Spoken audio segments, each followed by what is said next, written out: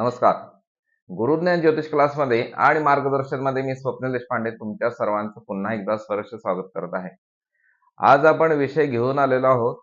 या तारखेपर्यंत लोक पैसा सत्तेसाठी डोकं फिरल्यासारखे वागणार आहेत.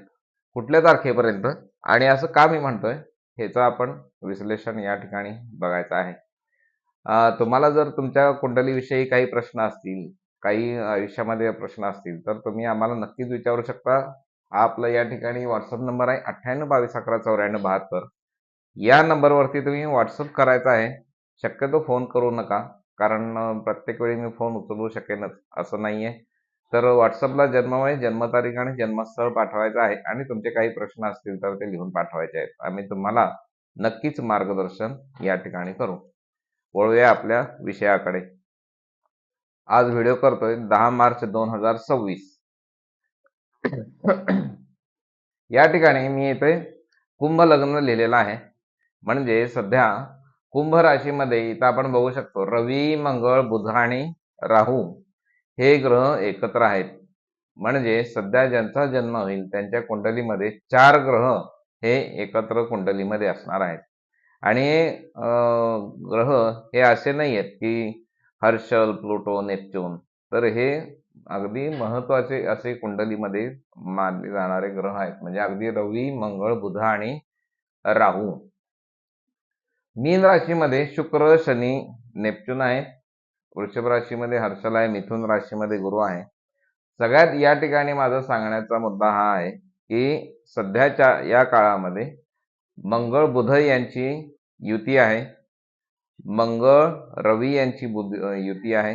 बुध रवी यांची युती आहे आणि राहूची या सर्वांबरोबर सध्या युती चालू आहे.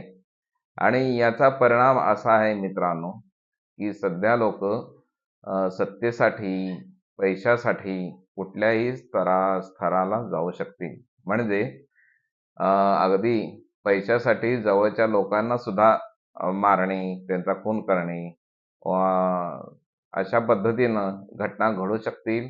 मग ते सामान्य लोक असू देत, नाहीतर अगदी ट्रम्प आणि सध्या जे आपण जे म्हणतो आपण बघतोय की महायुद्धाची म्हणजे जवळजवळ त्या पायरीवर आपण चाललो आहे की काय, अशी परिस्थिती सुद्धा सध्या आलेली आहे. मंगळ हा भांडण करणारा आहे आणि बुध हा बुद्धीनं चालणारा आहे. हे दोघं या ठिकाणी सध्या कुंडलीमध्ये एकत्र आलेले आहेत. त्यामुळे लोकांनी स्वतःच्या वाणीवरती काही दिवस कंट्रोल ठेवायचा आहे. नको त्या ठिकाणी वादावादी करायला जायचं नाहीये, मध्यस्थी करायला जायचं नाहीये. त्याबरोबर असा हा राहू आणि रवी यांची सुद्धा जी युती आहे ही राजकारणाच्या दृष्टिकोनातून सुद्धा ही युती चांगली नाही आहे. आणि सगळ्यात महत्वाचं, कुंभ राशीच्या लोकांनी सुद्धा या वेळेला जपून राहायचं आहे. आता या सगळ्या गोष्टी जास्तीत जास्त किती तारखेपर्यंत होऊ शकणार आहेत? 10 एप्रिल 2026. म्हणजे आपण व्हिडिओ करतोय 10 मार्चला आणि बरोबर 10 एप्रिल म्हणजे अजूनही बरोबर 30 दिवसानंतर हे ग्रहमान चेंज होणार आहे. ग्रहमान चेंज होणार आहे म्हणजे काय? राहू कुंभ राशीमध्येच राहणार आहे, परंतु हा रवी, मंगळ, बुध हे मात्र मीन राशीमध्ये पार होऊन पुढे जाणार आहेत. म्हणजे ज्या वेळेला एकटा राहू आणि कुंभ राशीमध्ये राहील त्यावेळेला तो तितकासा परिणाम करणार नाही जितका तो आता परिणाम करणार आहे.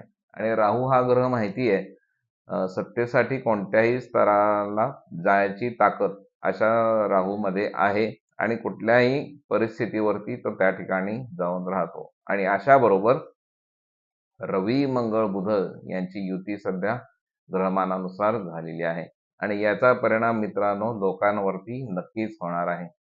त्यामुळे लोकांनी थोडं स्थैर्य ठेवायचं आहे, रागावरती कंट्रोल ठेवायचा आहे.